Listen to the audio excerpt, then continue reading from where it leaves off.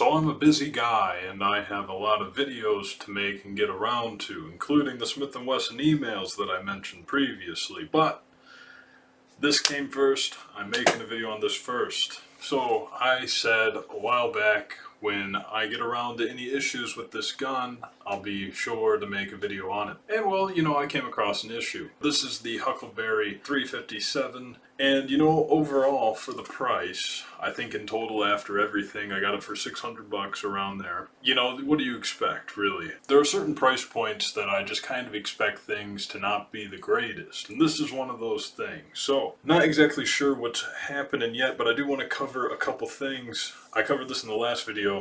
The tube mag cap always walks loose. And then this screw right here, I'm actually turning it with my fingernail right now. This also likes to walk loose. All the other screws I inspected, and they are all still tight. I'm about to disassemble this off camera and diagnose the issue. Currently, I do understand that it has something to do with the firing pin. Before I get to that though, I do want to say overall I got somewhere between 600 and 700 rounds through this gun before coming across this issue. Anyway, all that said, let me get right to diagnosing the problem. Well, everyone, literally breaking news. So I was disassembling this. I got the stock off and I put it on the dresser that I use. You can see the dresser in my shorts and whatnot when I dry fire. There's a dresser that I have full of reloading supplies and stuff like that. And I use the top of it to work on guns. Well, the uneven weight, when I put this up there, I didn't securely put it up there, which was my fault, of course. But there's a problem here. It fell to the ground, slapped pretty evenly, kind of like this. And well, let me tell you, does something look a little off to you here? This entire barrel rotated, and I'm playing with it here. I just got it to move a second ago. I was literally able to get the barrel to move just with my bare hands. The stock has nothing to do with the barrel, alright? This is entirely from the fall. That is bad. That is that is really bad.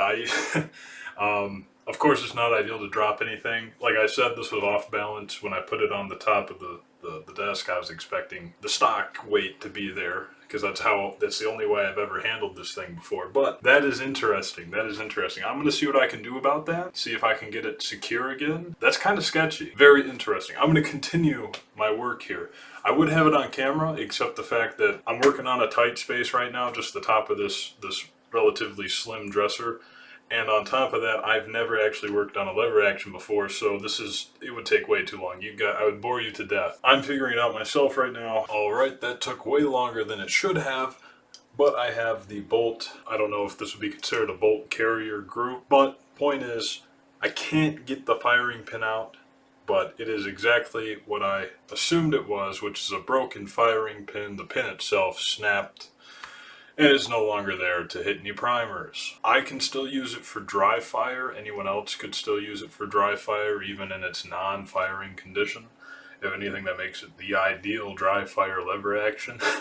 So if you want an ideal dry fire lever action, maybe pick one of these up. At this point, because of the nature of the break, I do not believe that me running it fast is the culprit as to why it broke. I do believe that this would have happened either way at around 600 to 700 rounds, which is about where I got it, like I said previously. That'll probably be that for now, until I get another lever action, to be honest.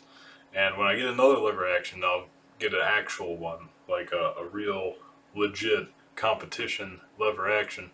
Now that'll be not anytime soon, because I got plans, but I'll still use it for dry fire. I can still, hit drills on it. When you buy the cheapest selection of any style of firearm, I mean, you get what you pay for. At least I will say they're not charging, 1,200 bucks for this, like some manufacturers that are trash.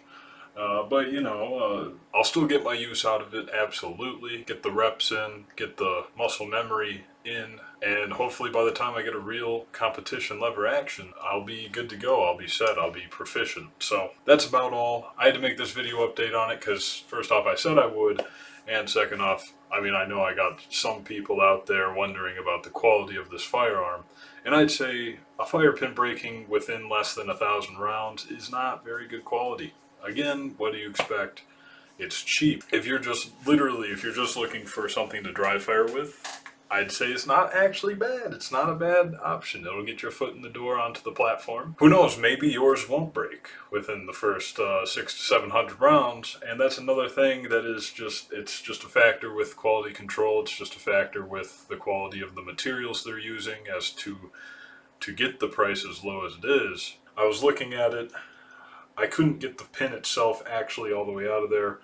I mean, it seems to be at least medium grade. It's not complete trash. Look, I know what good steel looks like and what bad steel looks like. This looks like decent steel. Like I said, I couldn't imagine me running it faster would cause it to break faster, this part in particular. I could imagine it causing other parts to break, but not this. Considering it's completely enclosed and the firing pin's only job mechanically is to go straight forward and then straight back, the hammer does the same thing every time, no matter how fast you work the action. You know what I mean? Like, it has nothing to do with it.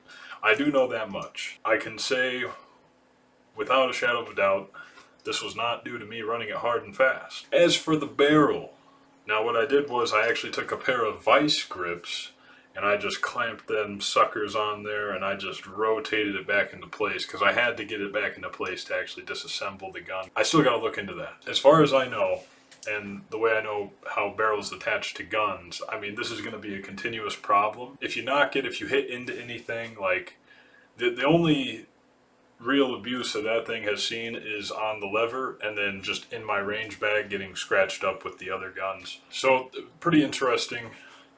If you do get one, just keep this in mind. If you do have one, keep this in mind. Keep in mind that it can't really handle any abuse as far as the barrel is concerned. Hope this video helps. Hope this video brought you guys some good info. And peace out.